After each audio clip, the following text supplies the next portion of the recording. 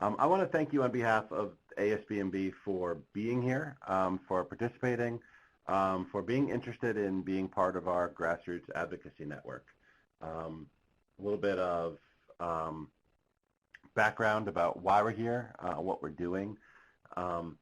Back in, I think, really following January and following kind of the politics of the day, it became very apparent to us and to other members of ASBMB that there was a passion for scientists to get more involved in the political process. Now, this is a space that we at ASBMB and partners that we work with are familiar with. Not a new concept, not a new area to get involved with, but I think a lot of scientists kind of seeing what was happening politically, having concerns of their own about kind of the future of federal support for science, I think it really drove people to want to get more involved. And we saw that culminate in April with the March for Science and the massive amount of numbers of people that were involved there. And we'd really like to do what we can, do our part to contribute to that, offer opportunities for scientists to get involved and really be an organizing force for particularly the biomedical research community broadly, and specifically, our biochemists and molecular biologists, kind of home feelings. So I want to thank you all for being here. What we're going to do today, we're going to talk about the important role that you all play in advocacy, and in particular, specifically, in getting involved while Congress goes on recess and has its summer recess, provided it does have its summer recess. Why it's important, and in fact, some would argue more important for you to be involved than it is for us in Washington, kind of the professional lobbyist types, to be involved in the process. We're also going to discuss how we can help you, how ASBMB is here and able to help you, the tools that we have available to you, and then we'll get into some planning, how, if you're interested in participating more, you can do that, how we can help you, and sort of what to expect going into the future. So that's kind of the outline. Logistically, if you have questions, I think you all are looking at a similar screen that I am. You have my slides and you have other windows there. There is a question and answer window. I invite you to plug in and type in there any questions that you might have for me as we're going along. They will pop up on my screen. I will be happy to answer them as they come in. Don't be shy. There are no silly questions. I'm happy to really answer anything. So much of what today is about making you comfortable, answering your questions, and helping you to be as involved as you can be. So don't be shy. Feel free to ask questions. A couple of years ago, there was a poll done of Hill staffers that asked, of all of the tools that are in kind of the lobbyist arsenal, which are the most effective when it comes to getting involved and influencing an undecided policymaker? Do you write letters? Do you make phone calls? Do you send emails? Kind of what is the most effective way to get things done as we move forward? And what I found here is, this lists some of those key things. So constituent visits, that's you. Representatives for constituents, that a lot of times is me. Individualized letters, emails, lobbyist visits, that's also me. Individualized faxes. The red bar here indicates some influence. And what you'll see is that pretty much everything that we do and all of the options that we have at our disposal have some influence, are paid attention to within a congressional office. But really what we're interested in is that blue bar, which is what has a lot of influence. How are things most involved and most impacted? And what you see is, I highlighted here, the difference between constituent visits and lobbyist visits in having a lot of influence on an undecided legislature. And the reality is that you, as a constituent in a congressional district, are 3 times more likely to have a lot of influence on what's happening and changing or helping to influence the decision that a policymaker makes than I am. And the reason why I show this is to say you all are, in fact, really, truly invaluable to the process and to the the decision process and to the development of strong, good policy. And I'd like you all to recognize that and to understand the power that you have and to utilize it, which is to get involved and to make sure that your voice is one of the voices that's heard and a participant in things. This next chart here shows, this is data taken from the same survey. It's how do legislators perceive issues that come across their desk? And you'll see it's really divided into 4 categories. Issues that are important to constituents versus issues that are not important to constituents, and that's kind of the local flavor. And then issues that are connected to the legislator's goals or consistent with their values, or not connected to the legislator's goals or consistent with their values. So I guess the x-axis in many ways would be considered to be, for instance, the politics, and the y-axis would be the local flavor of the constituency. What you'll see is that the corner that we don't ever want to find our issues to be in is an issue that is not important to constituents and an issue that doesn't connect to the legislator's goals or is inconsistent with their values. If we find ourselves in that space, I think we find ourselves fighting a losing battle. So take any member of Congress, Democrat or Republican, if an issue like federal support for science funding is not an issue that they hear about ever. They don't receive a phone call, they don't receive a letter, they don't really get involved in anything. It's likely to be viewed an issue that's not important to constituents, and that's not what we want, which is why it's important for you all to be involved. And I've said that several times, and I'll say it several times more. Considering also the fact that most policymakers are not scientists, there's only a couple of dozen that are doctors. There are very few. I think you can count them on 2 hands, the amount of PhDs that exist in Congress. There are not a lot of people or legislators who, their goals may not line up really well with the issues that we care about. They may be more interested in national security because they feel it. They may be more interested in, Social Security or Medicare or Medicaid, the health insurance issues that are being discussed right now, any number of those sorts of things.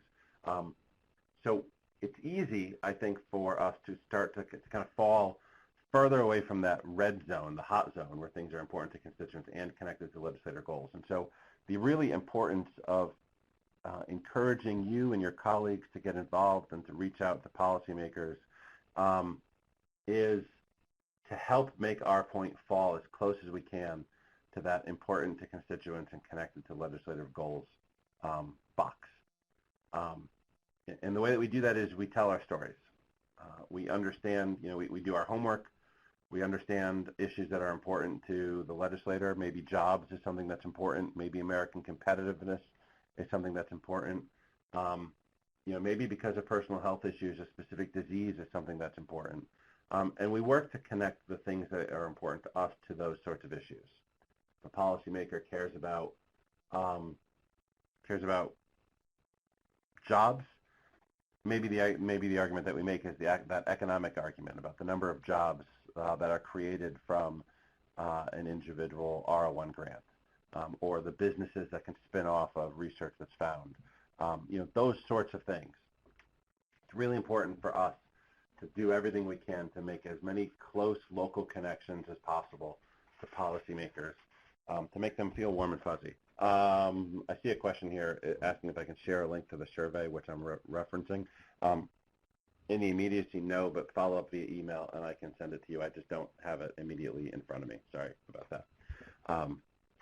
So the main point, I think, of these 2 slides that I want everyone to understand is, one, all politics really is local, and we really do want to find the happy zone and engage you in delivering that local message to show a policymaker, look, what's happening here is important, and you should understand why it's important, and you should understand, policymaker, the impact that it has on the local economy or the people that are here or the university or the businesses that can spin off, or the people that are sick and need diseases.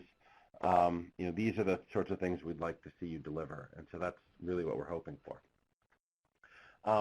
Resources that we have available for you.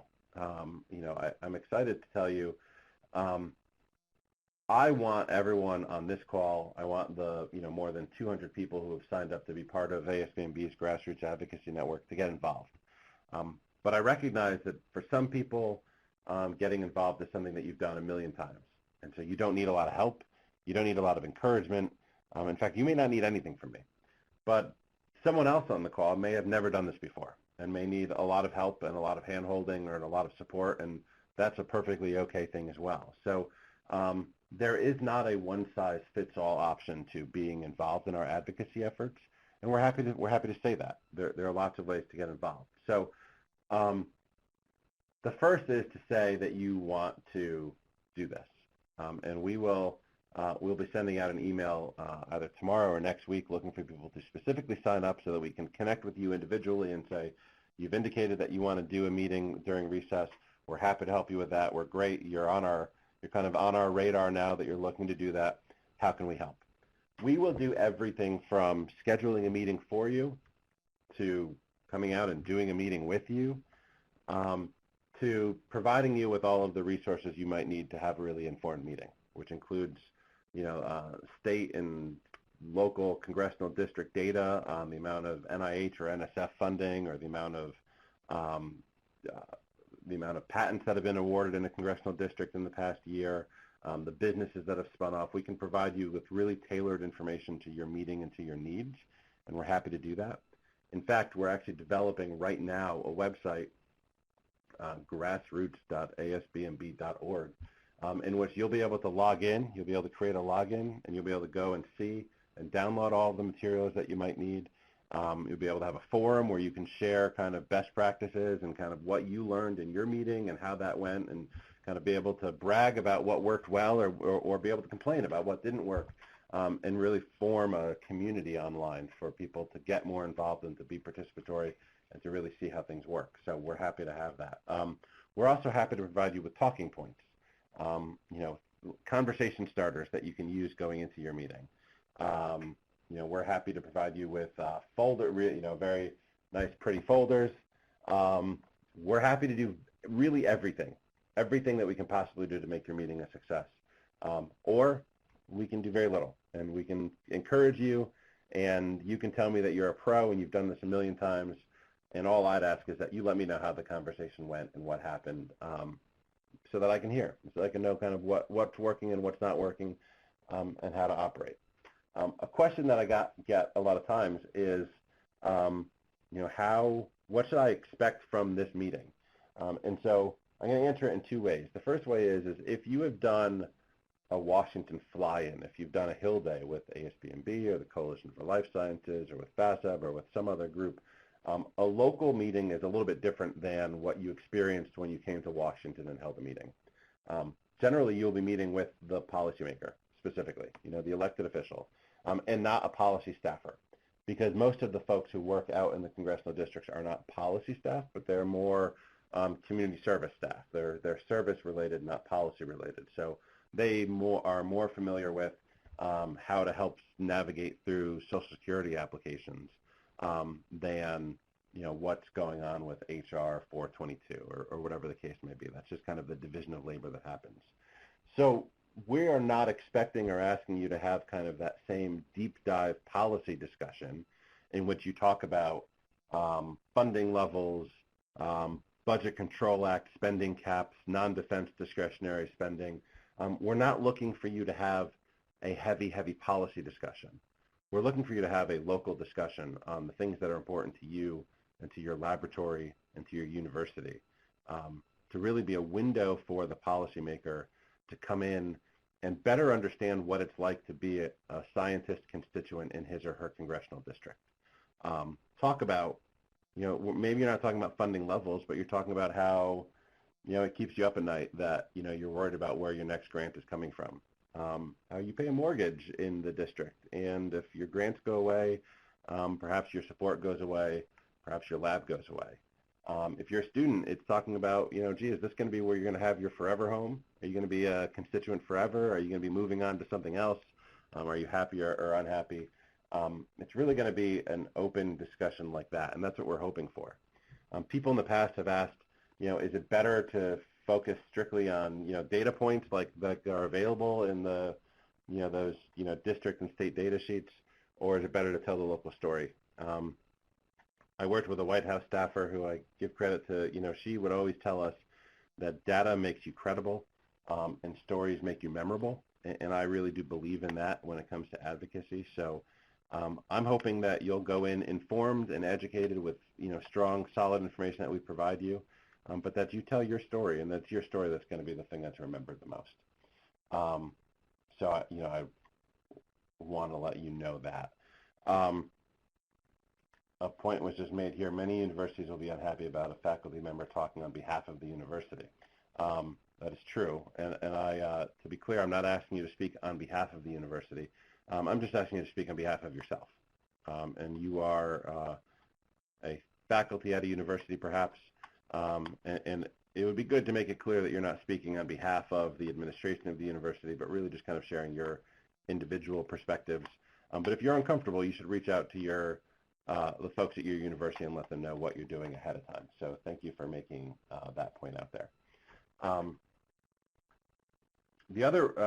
of the other resources that we have, if you're interested in what are the news things that are happening, what are the questions that people are asking, what are the things that you maybe should be aware of, we write here at ASBMB a policy blog. That's policy.asbmb.org, which we update several times a week, kind of saying what's happening in Washington. That's a really great way to get the temperature for what we're doing, and for what's happening in Washington and what people are talking about. So if you want to be quickly informed in kind of bite-sized pieces, I think that's a good place to go. So I'll point you in that direction.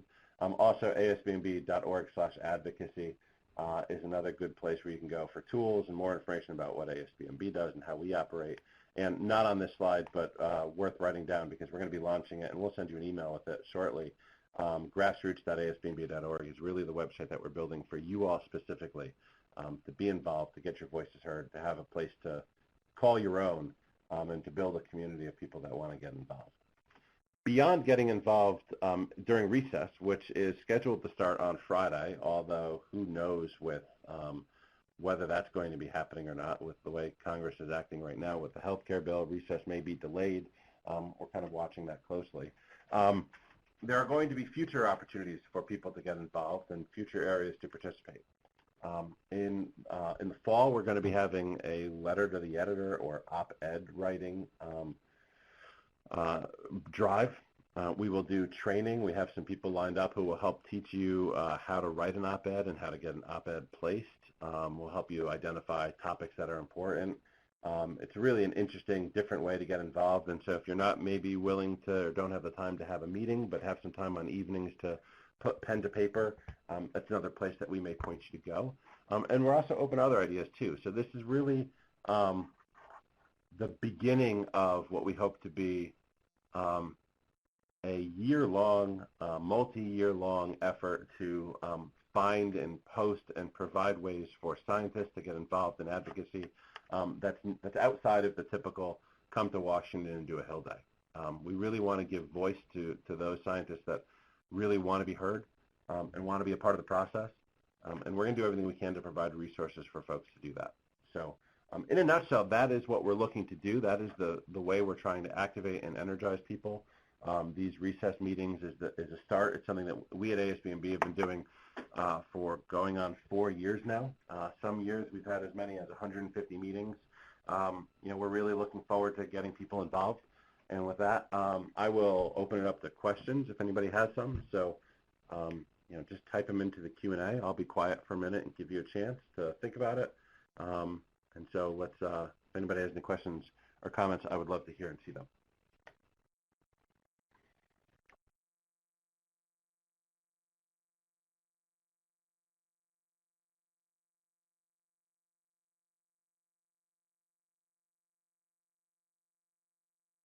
I see some people are typing. That's a good thing. Type faster.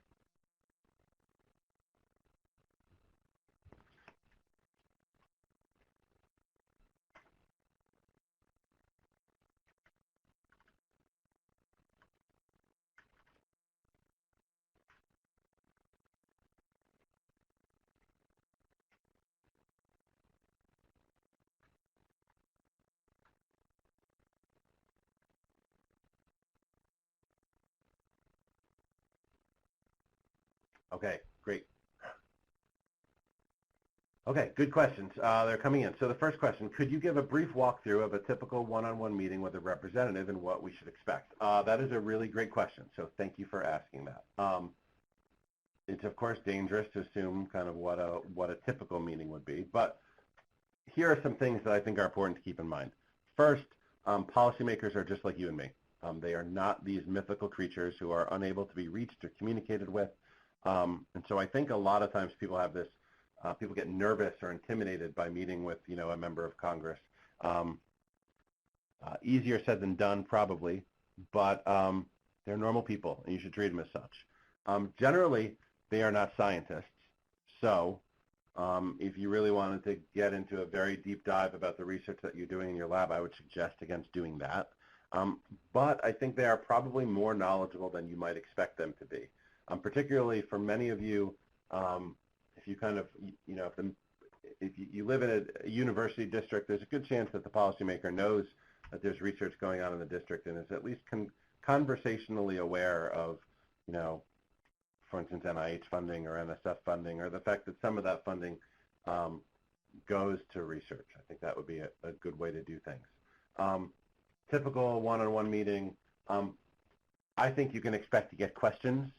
So no gotcha questions. These are not going to be tricky questions, but I think if the policymaker is taking the time to meet with you and to kind of sit down and break bread, so to speak, they're going to be curious. And so be prepared to talk about what it's like, what you do, what you hope your research will find, why you do it.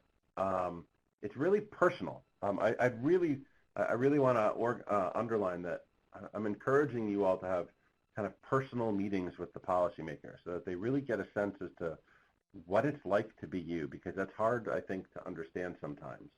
I would expect, no one, this kind of leads into the other question, but I'll keep it before going on to answering the next question. A question that I would get a lot is I have a Republican member that I'm meeting with, and, gee, they're certainly not supportive of things. I disagree with those connotations. I think that I've never met a policymaker who is okay with the amount of cancer patients that there are in the country, or the amount of sick people, or the fact that there are diseases that don't have cures. There may be differences in priorities. There may be differences in fiscal policies and how things operate. But I think at a foundation, everyone is equally caring and doesn't want to see people suffering. And so I would not take negative connotations about politics, about parties into your meeting. I would be open and honest with your discussion and say what worries you or what you like or what you need. And I think you're going to find the person that you're meeting with to be more receptive than you might imagine. And so that, I think, is what you should expect. Expect it to be about 30 minutes. Maybe you get longer. That would be wonderful. Take a picture. Those are always nice things, nice mementos from the meeting. But I would expect it to be, don't be nervous, and don't expect it to be a very gotcha, politically charged discussion. It should be a local discussion, a discussion neighbors might have.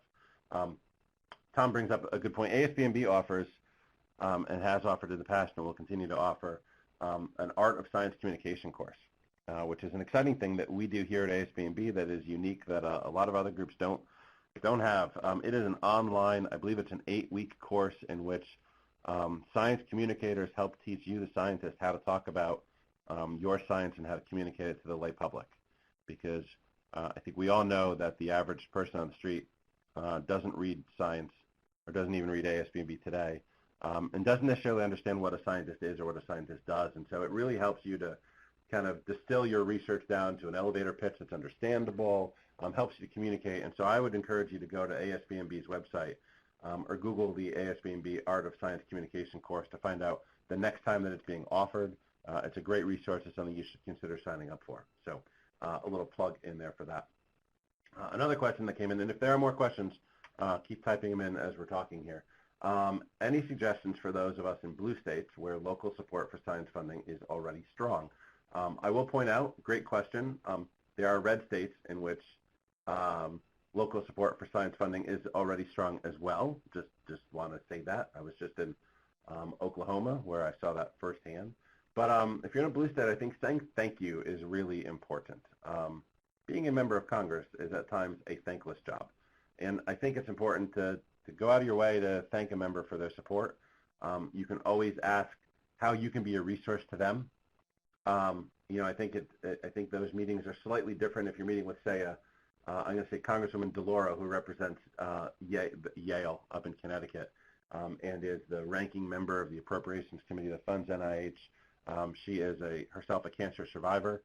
She will tell you that she is alive today by the grace of God and thanks to the National Institutes of Health. So she gets it, but she's still a great person to talk to, and when we talk to her, we thank her.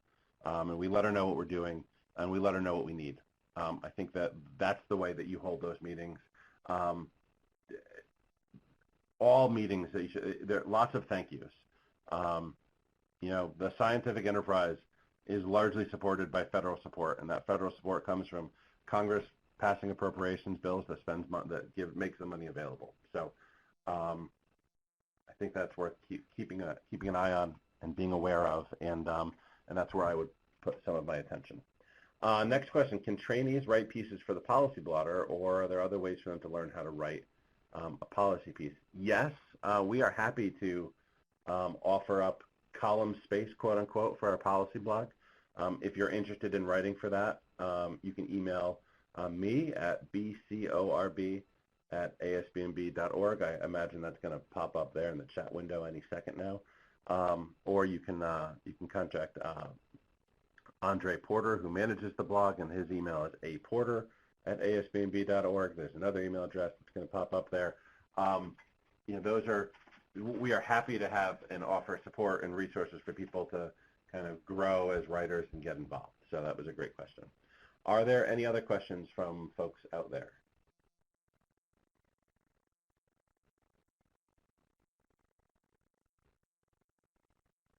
I'll give it a couple minutes and then bail if that's not the case. But it looks like somebody's typing, so I'll be patient.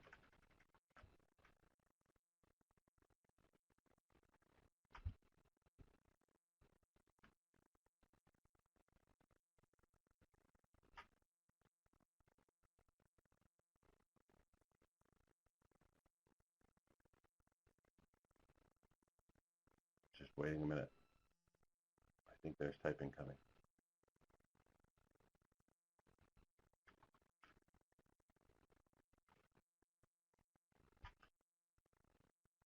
Okay, a couple of questions. What's the most effective way to schedule a meeting with a representative? Call them, email, call their district office. And those are available on their websites, and they have multiple offices, and so you need to find which one is most local. The most effective way is to call us at ASBNB, and we'll set up the meeting for you, and then you don't have to do really very much work besides telling me when you'd like to have a meeting. But I think phone calls are the best way to find out. You can call the local office and you say, I'd like to schedule a meeting, and they'll tell you kind of how that office operates. Some people require faxes. Some people will have a form or a website to go to. We'll see what happens.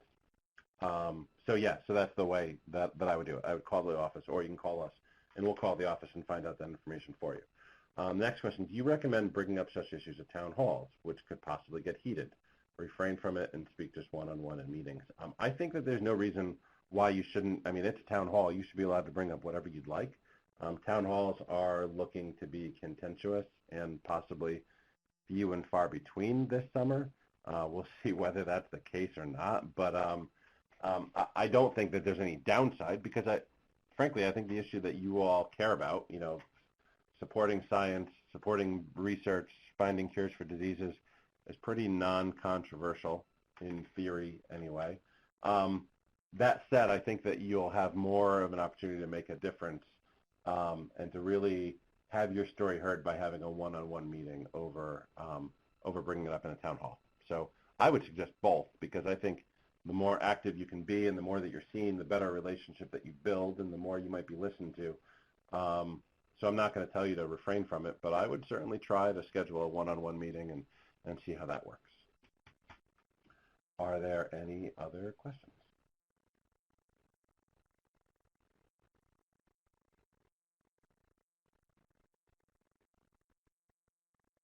give it one more minute, and then if there aren't any, we'll move on.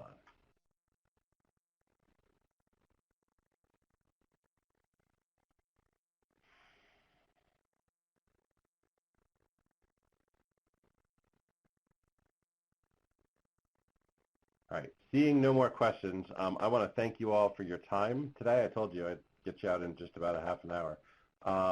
If you have any other questions, you can email me directly or Andre directly. Our email addresses are right up there. Thank you for your time. I really do hope that you participate in these meetings and hope you can encourage your colleagues to do so as well. Look forward to this being the first, but certainly not the last time that we reach out and communicate. So once again, thank you, and we will be in touch with everybody in the future. Have a wonderful rest of your day. Thank you. Bye-bye.